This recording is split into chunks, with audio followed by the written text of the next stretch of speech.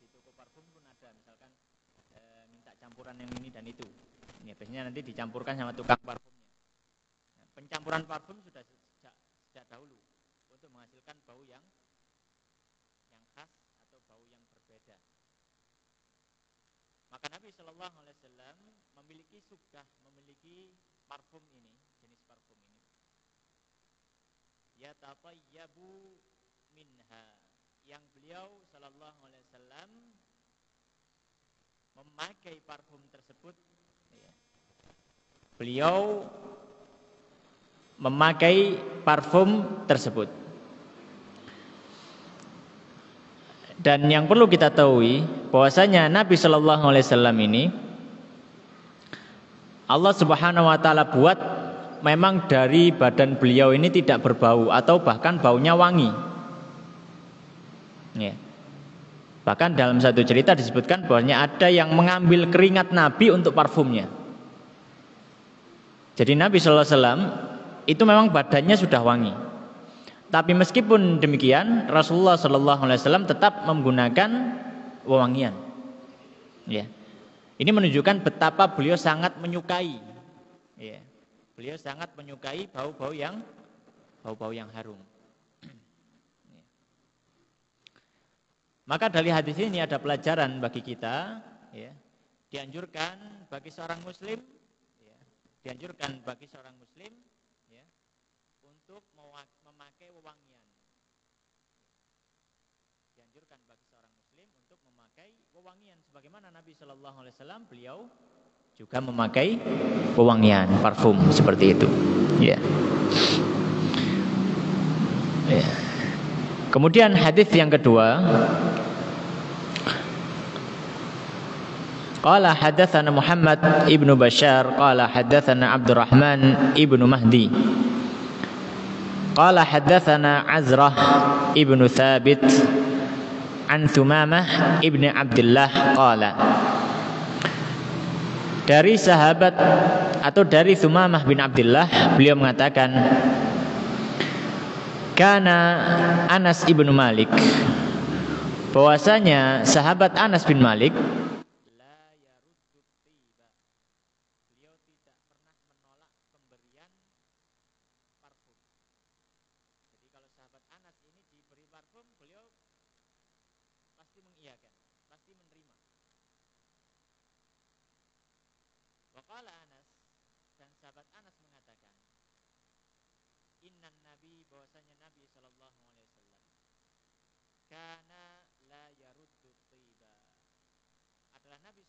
dahulu juga tidak pernah menolak pemberian parfum. Rasulullah SAW dahulu juga tidak pernah menolak pemberian parfum. Maka di antara faedah hadis ini,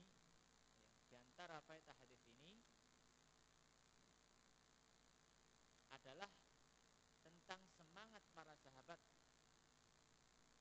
radhiyallahu anhum dalam mengikuti Nabi Shallallahu Alaihi Wasallam, meskipun itu terlihat hal yang sepele.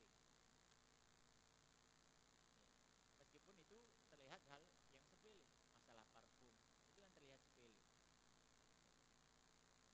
Tapi begitu semangatnya para sahabat mengikuti Nabi Shallallahu Alaihi Wasallam, maka apapun yang terlihat sepele di mata manusia, bagi para sahabat kalau itu perbuatan Nabi, itu adalah sesuatu yang besar, sesuatu yang mulia. Maka para sahabat pun meniru apapun yang dilakukan Nabi Shallallahu Alaihi Wasallam. Di antaranya adalah ketika Nabi Shallallahu Alaihi Wasallam atau ketika sahabat Anas radhiyallahu anhu melihat Nabi ini kalau diberi parfum tidak pernah menolak, maka sahabat Anas pun meniru.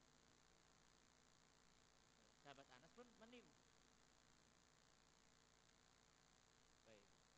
Kemudian di antara faedah hadis ini juga adalah dianjurkan bagi orang yang diberikan parfum maka tidak menolaknya, menerima. Jika ada orang, saudara, teman, kerabat yang memberikan parfum, maka diterima, karena itu adalah barang yang baik, barang yang Nabi SAW menyukainya. Maka janganlah kita menolak pemberian parfum. kecuali kalau memang ada kebutuhan ketika kita menolak hal tersebut, ya. Kecuali kalau memang ada kebutuhan dalam menolak parfum tersebut. Misalkan kita ragu dari harta orang tersebut, atau kita yakin itu pekerjaan orang tersebut pekerjaan yang jelas haram, sudah jelas, tidak punya pekerjaan lain. Misalkan kita punya tetangga, naudzubillah ya, pekerjaannya adalah pezina misalkan, ya naudzubillah. Kemudian kita diberi parfum oleh wanita tadi misalkan, maka tidak masalah kita menolak karena kita punya uzur. Tapi kalau misalkan tidak ada kebutuhan dalam menolak itu, dan apalagi dia adalah orang yang soleh, kita kenal dengan baik, ya sebaiknya diterima saja.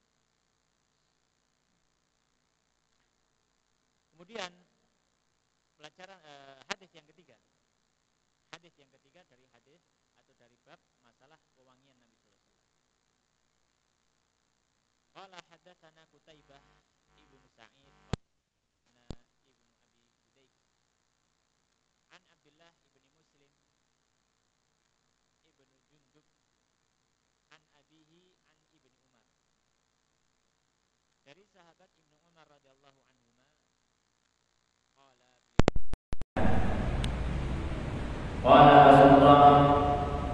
sabda Rasulullah sallallahu alaihi wasallam,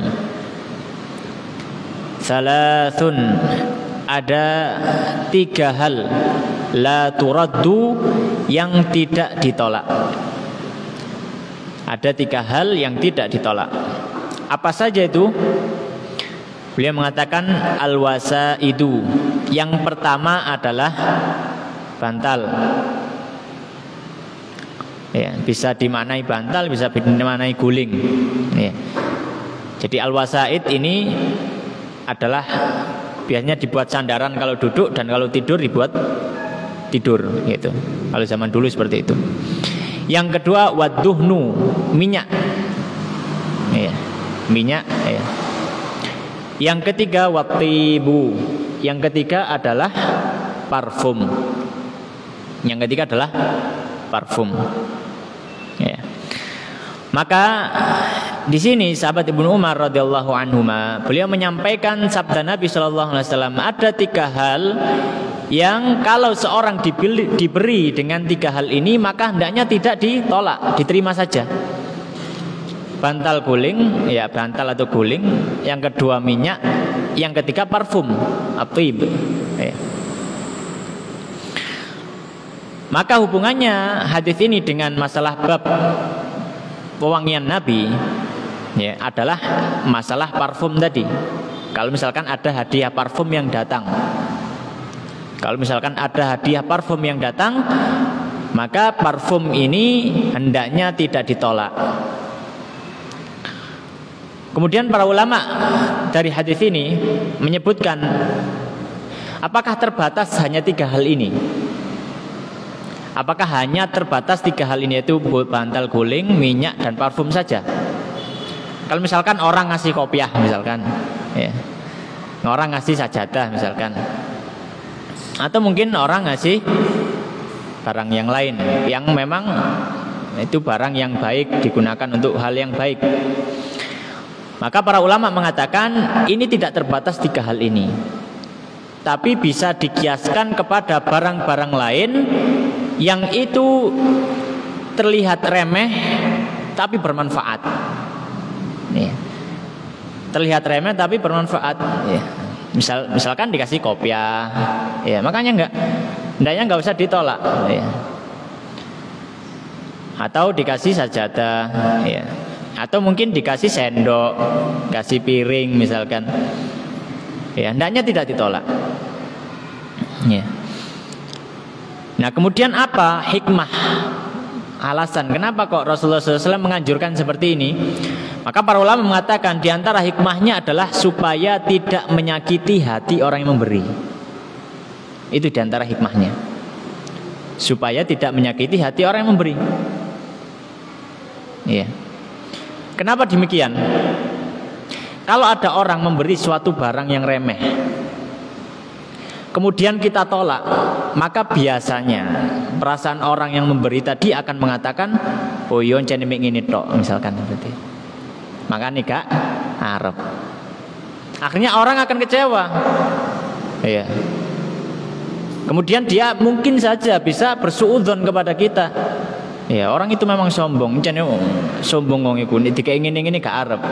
Ya, kayak barang sing rada larang ya, baru diterima. Ya, supaya menutup pintu atau celah-celah rusaknya hubungan sosial masyarakat. Ya, ini diantara hikmah kenapa Rasulullah SAW ya menganjurkan kalau ada orang yang memberi barang kepada kita, ya selama barang itu bermanfaat meskipun remeh kita terima saja, nggak usah ditolak. Adapun setelah kita terima maka itu hak kita, kita berikan orang lain boleh, ya kita jual pun boleh. Ya, yang penting jangan sampai menolak di depan mata orang tersebut, supaya tidak menimbulkan sakit hati, gitu ya.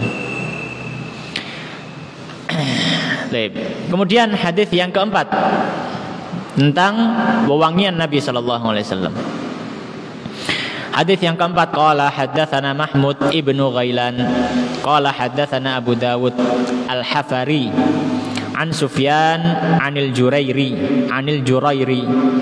an Abi Nadrah, an rajulin huwa Tufawi, an Abi Hurairah. Hadis yang keempat dari bab wewangian Nabi Sallallahu Alaihi Wasallam adalah hadis yang diriwayatkan oleh sahabat Abu Hurairah radhiyallahu anhu. Beliau mengatakan qala Rasulullah, telah bersabda Rasulullah Sallallahu Alaihi Wasallam, tibur rijali, wewangian bagi para laki-laki adalah ma dhahara rihuhu, yaitu wangian yang semerbak baunya, wa khafiya launuhu, dan warnanya tidak terlalu nampak. Wa tibun nisa'i, dan adapun wewangian wanita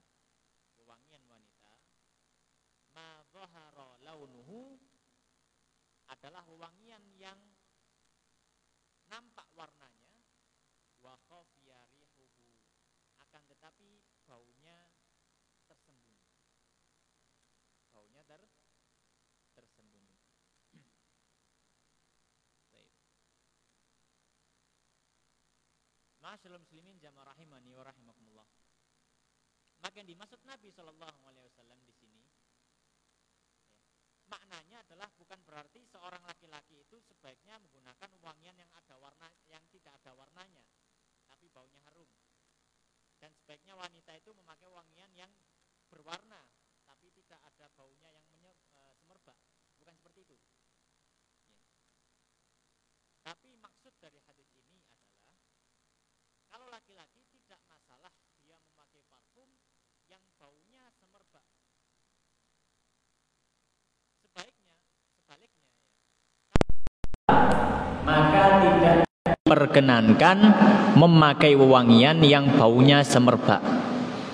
Ya, yang baunya semerbak. Ya. Adapun warna atau tidak warna, ini bukan batasan. Dan kalau memang di zaman itu kebanyakan parfum yang baunya semerbak itu nggak ada warnanya. Ya. Tapi kalau parfum yang tidak terlalu bau, itu warnanya cukup menyengat. Ya, warnanya cukup menyengat. Ya. Di antara jenis parfumnya yang disebutkan para ulama seperti za'faron dan sondal. Ada jenis parfum di zaman itu yang namanya sondal dan za'faron. Ini warnanya kelihatan, ada warnanya. Begitu menyengat. Maka faedahnya dari hadis ini yang pertama adalah tidak mengapa seorang laki-laki menggunakan parfum yang baunya semerbak meskipun di luar atau di dalam rumah. Meskipun di luar atau di dalam rumah. Ya. Ya, jadi kalau misalkan laki-laki pakai parfum keluar, ya mungkin istrinya pernah melarang gitu ya. Ojo wangi-wangi kok dilirik wong gitu misalkan. Maka kita katakan kalau laki-laki nggak masalah. Ya. Ya, laki-laki tidak masalah. Ya. Maka tidak masalah bagi laki-laki dia keluar rumah memakai parfum yang semerbak. Ya, bahkan itu juga contoh dari Nabi SAW. Kalau beliau ke masjid, masya Allah, wangi beliau.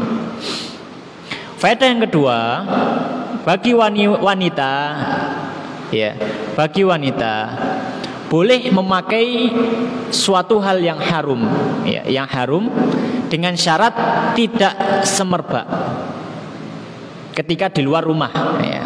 Dengan catatan ketika di luar rumah. Kalau di dalam rumah boleh memakai yang harum.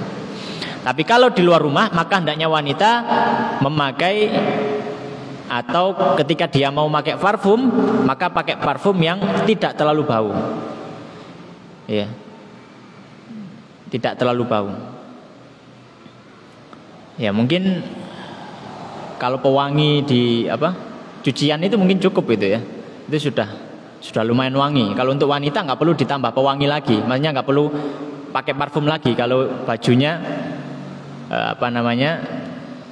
sudah wangi karena pewangi dari cucian. Ya, karena itu cukup wangi. Ya, kalau ditambah lagi itu bisa semerbak. Nah, itu dilarang oleh Nabi Shallallahu Alaihi Wasallam. Baik. Kemudian hadis yang kelima. Hadis yang kelima, qala haddatsana Ali bin Hujr qala anba'ana Ismail ibn Ibrahim anil Jurairi an Abi Nadrah an Tufawi an Abi Hurairah radhiyallahu anhu an Nabi sallallahu alaihi wasallam mislahu bi makna. Ya, hadis yang kelima ini hadisnya sama, hanya saja sanadnya berbeda. Kita lewati langsung hadis yang keenam. Hadis yang keenam, qala hadatsana Muhammad ibnu Khalifah wa Amr ibnu Ali qala hadatsana Yazid qala hadatsana Hajjaj an Hanan an Abi Utsman an-Nahdi. Ya.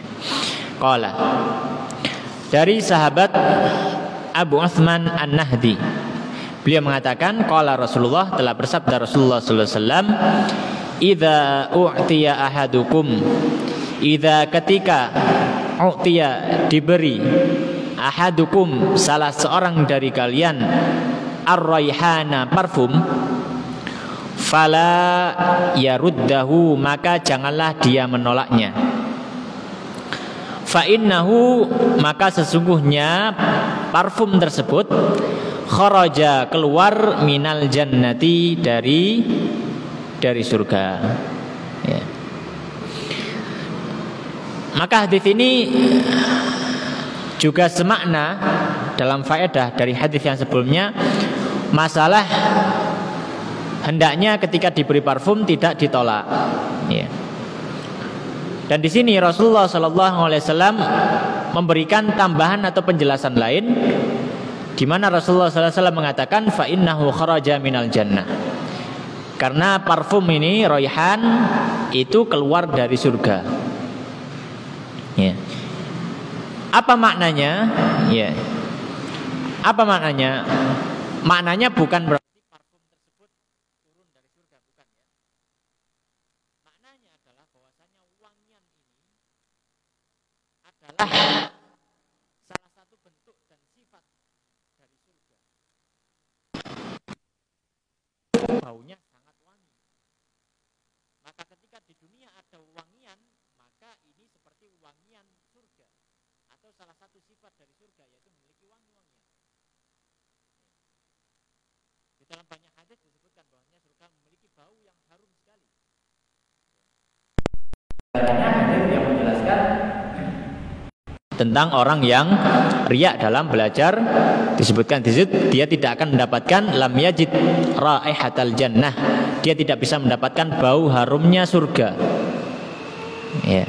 Dan Rasulullah menyebutkan sedangkan bau harumnya surga itu ya sejauh 40 hari perjalanan itu sudah tercium baunya. Jadi saking jauhnya atau saking wanginya, sampai dari jarak yang begitu jauh bau parfumnya atau bau wangi surga sudah tercium. Ya. Maka di sini ada faedah baru yang bisa kita dapatkan dari hadis ini, bahwasanya bau yang wangi ini, bau yang wangi yang ada di dunia ini merupakan salah satu sifat dari sifat-sifat surga. Bau wangi yang ada di dunia itu merupakan salah satu sifat dari sifat-sifat surga. Baik. Kemudian ma'asyiral muslimin jamaah rahimani wa rahimakumullah. Hadis yang berikutnya adalah hadis yang ke-7 dalam bab ini. Qala, beliau mengatakan haddatsana Umar ibn Ismail ibnu Mujalid ibnu Sa'id al-Hamdani qala haddatsana Abi an Bayan an Qais ibn Abi Hazim an Jarir ibn Abdullah qala, dari sahabat Jarir bin Abdullah sahabat Jarir bin Abdullah radhiyallahu anhu, beliau mengatakan uribtu baina yaday Umar bin Al-Khattab, aku dihadirkan di hadapan sahabat Umar bin Khattab radhiyallahu anhu. Fa'alqa Jarirun ridaahu, kemudian perawi yang lain mengatakan, maka Jarir ketika dihadapkan di hadapan Umar bin Khattab, maka sahabat Jarir tadi melemparkan ridanya. Rida itu pakaian bagian atas. Jadi pakaian bagian atas dilepaskan, dicopot. Telanjang dada. Wa masya fi izarin, kemudian beliau berjalan hanya memakai sarung atau kain bagian bawah. Jadi bertelanjang dada. Faqala lahu, kemudian sahabat Umar mengatakan, khudh rida'aka, ambillah pakaianmu, pakaian bagian atas tadi. Faqala Umar lil qaumi, maka sahabat Umar mengatakan kepada orang yang hadir di situ, ma ra'aitu rajulan, tidaklah aku pernah melihat seorang laki-laki, ahsana, yang lebih indah atau lebih bagus suratan rupanya, min Jaririn, melebihi sahabat Jarir ini, illa kecuali ma balaghana, apa yang telah sampai kepada kami, min surati Yusuf alaihissalam, dari rupanya Nabi Yusuf alaihissalam. Maka kisahnya di sini adalah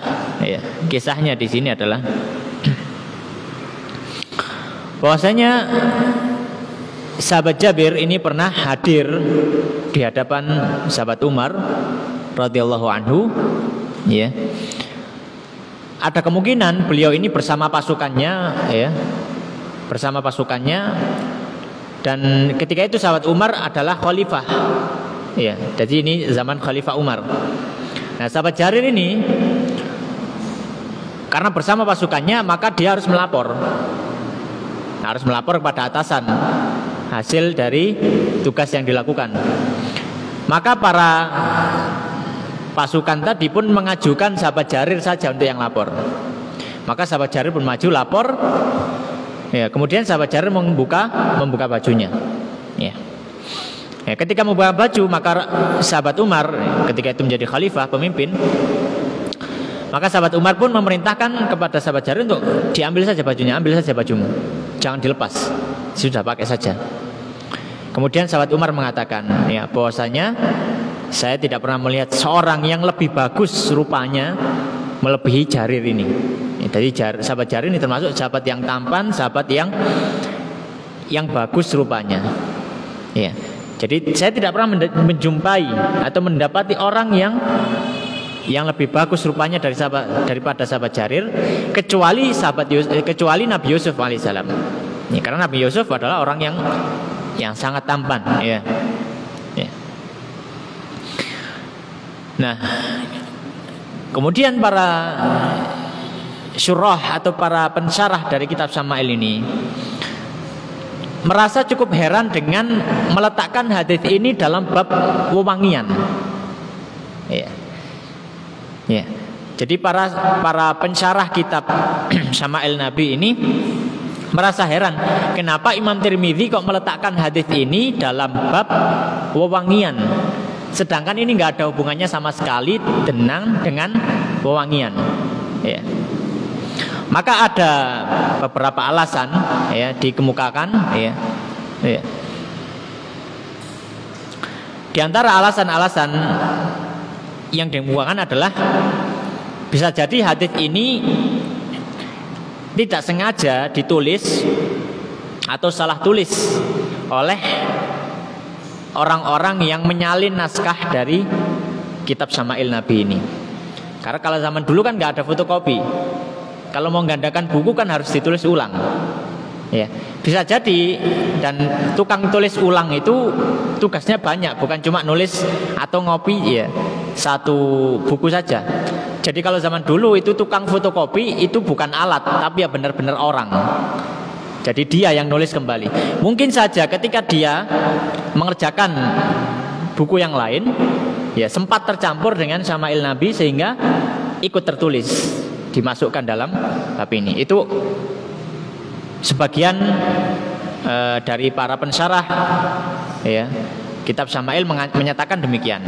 Ya. Ada juga yang mengatakan bahwasanya ini memang benar disebutkan oleh Imam Tirmidzi di sini. Jadi bukan karena kesalahan orang yang menyalin buku ini dulu, tapi memang dimasukkan di sini karena ini berhubungan ya sebagaimana bau wanginya Nabi Shallallahu Alaihi Wasallam yang begitu semerbak, maka para sahabat pun namanya juga semerbak wangi.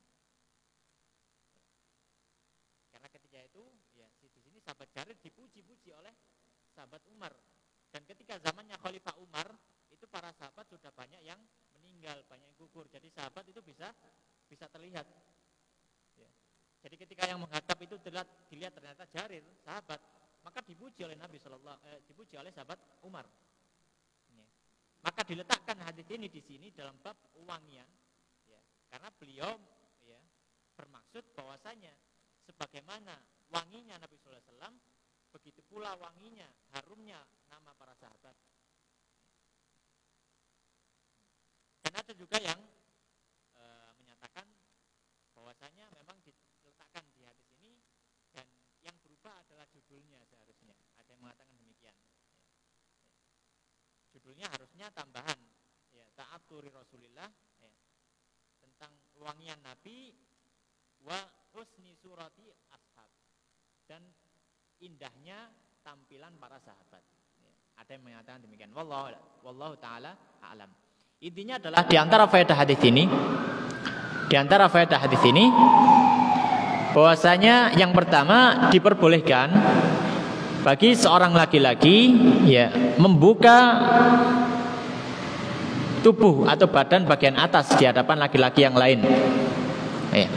Dan itu bukan termasuk aurat bagi laki-laki, karena aurat laki-laki adalah di antara pusar sampai lutut. Kalau dia membuka itu di hadapan para laki-laki tidak masalah. Sebagaimana sahabat Jarir tadi membuka bajunya di hadapan sahabat Umar.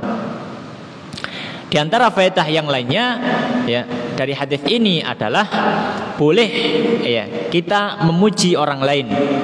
Bolehnya kita memuji orang lain selama pujian itu tidak berlebihan dan juga pujian itu adalah pujian yang layak diberikan kepada orang tersebut.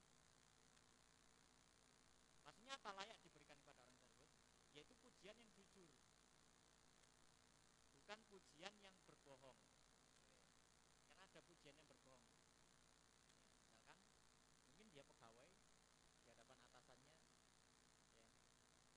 Kemudian dia mengatakan memuji-muji atasannya dengan maksud lain, menjilat gitu ya istilahnya, ya.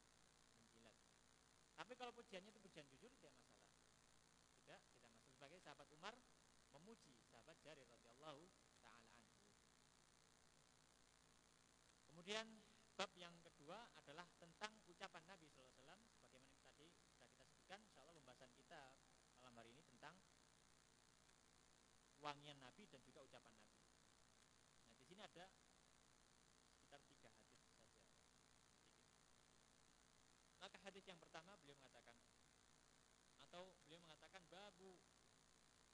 kaifa kana kalamu Rasulillah. Bab bagaimana dahulu Rasulullah SAW berbicara. Hadis yang pertama beliau mengatakan qala hadatsana Humaid ibnu Mas'adah al-Basri. Qala hadatsana Humaid ibnu Aswad an Usamah ibnu Zaid an Zuhri an Urwah an Aisyah. Dari Bunda Aisyah, Sayyidah Aisyah radhiyallahu anha, qalat beliau mengatakan, maka Rasulullah tidaklah Rasulullah sallallahu alaihi wasallam yasrudu kasardikum berbicara sebagaimana kalian berbicara. Bagaimana bicaranya Nabi kalau begitu? Walakinnahu akan tetapi beliau kana yatakallamu beliau biasa berbicara di kalamin dengan ucapan bayyinin yang jelas faslin yang terjeda yahfaduhu hingga menghafal ucapan beliau manjalasa ilaihi orang yang duduk di sisi beliau. Jadi ucapannya Nabi ketika Nabi ngomong itu ucapannya jelas ya, ucapannya jelas, kemudian ucapannya tertata dan pelan-pelan sampai digambarkan oleh sahabat Aisyah kalau ada orang yang duduk di sampingnya itu bisa ngapal apa yang diucapkan Nabi sallallahu alaihi wasallam. Saking bagusnya beliau dalam menyampaikan.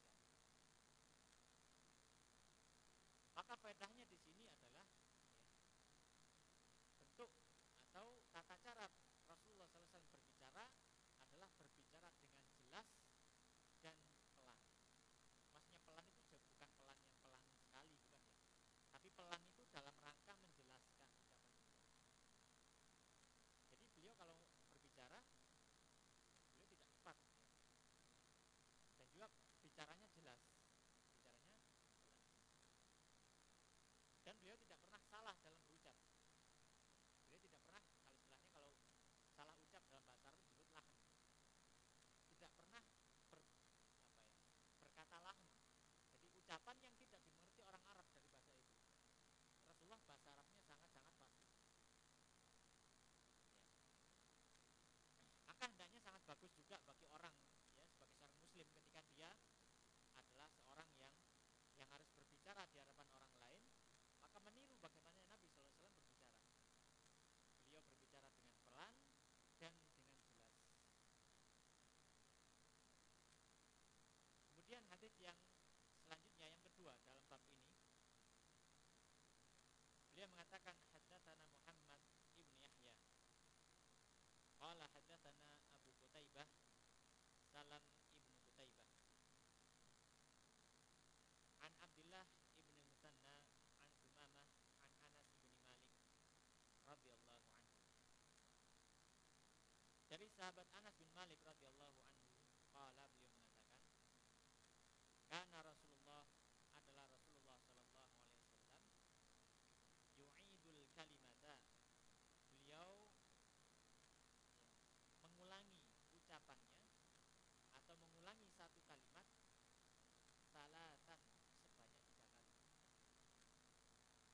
Tujuannya apa? Litu qala anhu supaya dipahami dari dia. Maka di sini ada gambaran lain dari bagaimana Rasulullah SAW ini berbicara, yaitu gambaran yang disampaikan oleh sahabat Anas bin Malik.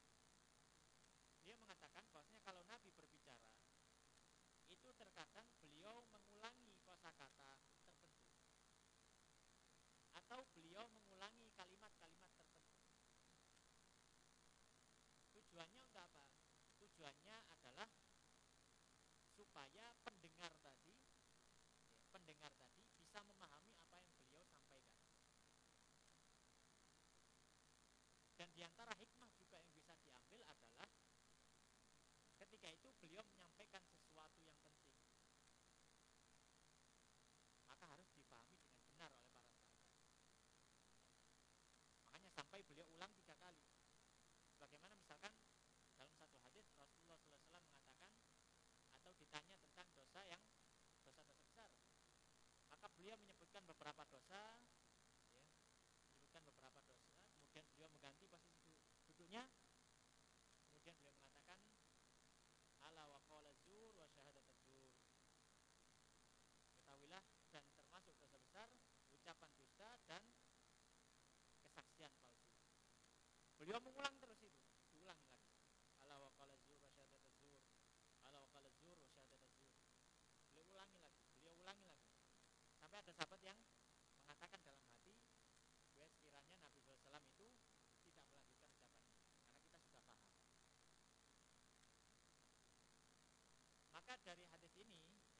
ada faedah tentang gambaran atau sifat berbicaranya Nabi sallallahu alaihi wasallam, bahwasanya Nabi sallallahu alaihi wasallam ketika beliau berbicara, beliau terkadang mengulangi kata atau kalimat-kalimat yang beliau rasa penting untuk dipahami.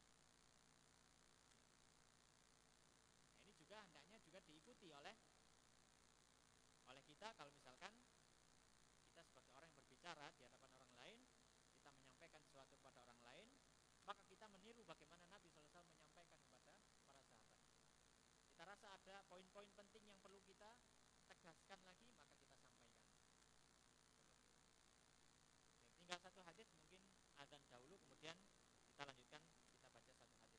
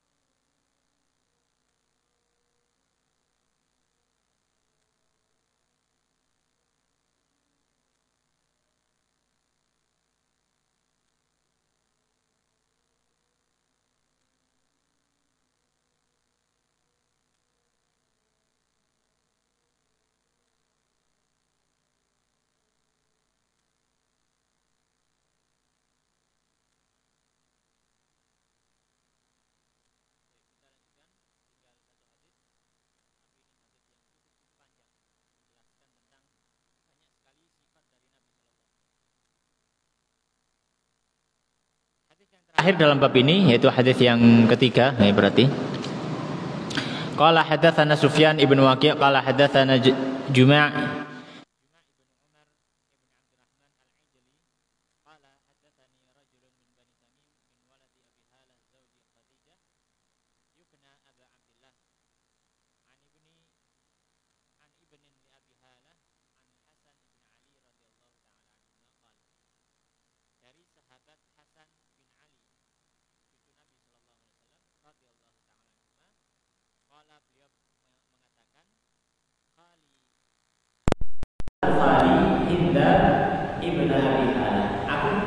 ketika pernah bertanya kepada pamanku dari ibu, yaitu ibni Abi Hala. Wa kana wasafan, dan pamannya sahabat Hasan ini termasuk orang yang pandai dalam mensifati atau menggambarkan seseorang. Fakultu, maka aku berkata, sifli mantiqa Rasulillah.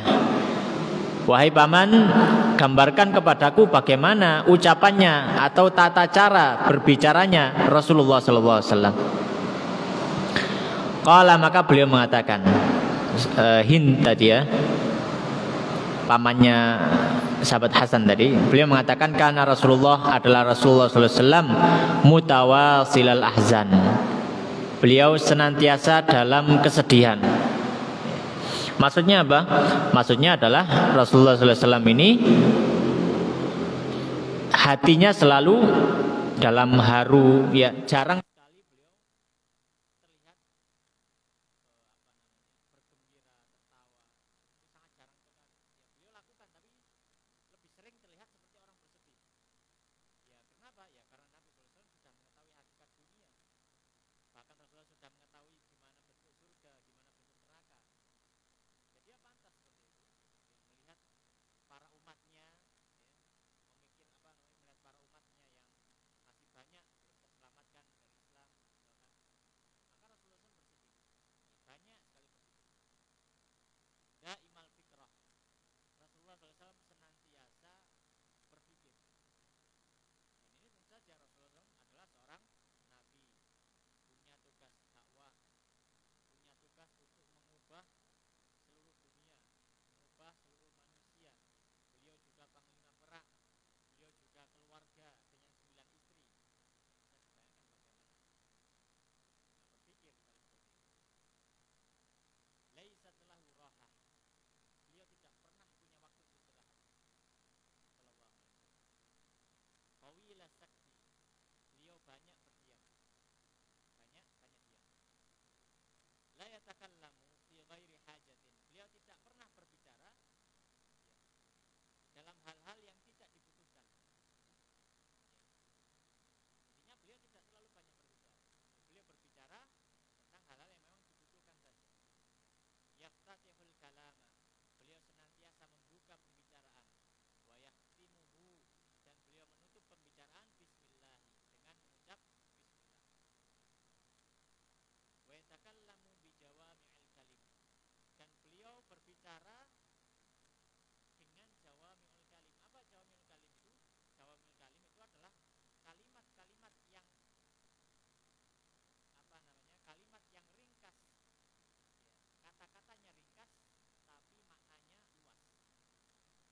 Maka ketika Rasulullah mengatakan membicarakan atau berbicara dengan sesuatu, maka ucapan beliau ini ringkas tapi maknanya begitu luas. Misalkan ketika beliau dimintai nasihat, maka beliau hanya mengatakan qul amantu billah tsumma Rasulullah mengatakan adini nasihat. Kemudian Rasulullah mengatakan la taghdab. Ditanya lagi la taghdab, la taghdab. Kalamuhu faslun. Ucapan beliau ini terpisah, tidak berurutan atau tidak bergandengan gitu. Wala fudula wala taksira, dan tidak berlebih juga tidak kurang. Tidak berlebih dan tidak kurang. Beliau kalau berbicara pas. Berbicara pas. Orang yang mendengarkan itu merasa pas. Ya. Penyampaian beliau itu pas, ya nggak terlalu panjang, ya juga nggak terlalu ringkas. Kan ada ya yang menyampaikan itu panjang lebar ke sana kemari, ada juga yang menyampaikan sangat-sangat ringkas sehingga kadang nggak paham. Nah, Rasulullah pertengahan. Laisa bil jafi walal muhin. Tidaklah Rasulullah SAW ini ketika berbicara kasar dan juga tidak pernah menghina orang. Ketika berbicara Rasulullah ini tidak pernah berbicara kasar atau berbicara menghina orang, mengejek orang. Yu'azzimun ni'mah. Beliau senantiasa mengagungkan segala macam kenikmatan. Wa in daqqat, meskipun itu kenikmatannya sedikit. Jadi sedikit-sedikit alhamdulillah. Bahkan mungkin itu bukan nikmat, Rasulullah tetap mengucapkan alhamdulillah ala kulli. yadhummu minha syai'an. Rasulullah tidak pernah mencela sedikit pun dari kenikmatan yang ada. Ghaira annahu lam yakun yadhummu dzawaqan wala yamdahuhu. Hanya saja kadang Rasulullah kalau mengincipi suatu makanan dan beliau tidak berselera, maka beliau diam. Tapi tetap tanpa ada celaan sama sekali. Jadi kalau nggak mau sudah diam, ditaruh. Jadi nggak dicela, nggak apa. Rasanya kok asin ini. Rasul nggak pernah bilang. Diincipi, kalau beliau berselera maka beliau makan. Kalau nggak berselera ditaruh sudah. Itu istri-istri beliau sudah paham. Oh, berarti Rasulullah nggak suka ini. dan tanpa ada celaan sama sekali, tidak mencela. Wala tughdibuhud dunya, dan dunia tidak pernah membuat beliau marah. Wala makana laha, dan juga hal-hal yang berhubungan dengan dunia. Jadi kemarahan beliau tidak pernah dengan karena alasan duniawi. Fa idza tu'diyal haqq, dan bila ada kebenaran yang dilanggar, lam yakum li ghadabihi syai'un hatta yantasira lahu, tidak ada yang bisa meredam amarah beliau hingga beliau membela kebenaran tersebut. Jadi kalau ada kebenaran yang dilanggar maka beliau marah dan tidak ada yang bisa meredam. Bahkan dalam hadis disebutkan tentang Usamah bin Zaid. Usamah bin Zaid itu adalah anaknya Zaid bin Thabit, anaknya Zaid bin Harithah. Itu disebut hibbi Rasulillah, kecintaan dari orang yang dicintai oleh Nabi. Itu suatu ketika pernah dimintai untuk minta keringanan ada orang pencuri wanita, karena dia itu dari golongan bangsawan, kalau karena dia bangsawan maka minta tolong jangan dipotong tangan. Hukum apa saja kalau ini bangsawan. Maka mereka minta Usamah tadi, dikira Usamah ini orang dekat dengan Nabi, dicintai Nabi, minta tolong pada Nabi. Ketika dimintai seperti itu, Usamah berangkat menemui Nabi, mau melobi supaya nggak dipotong tangan. Maka Nabi begitu marah. Atas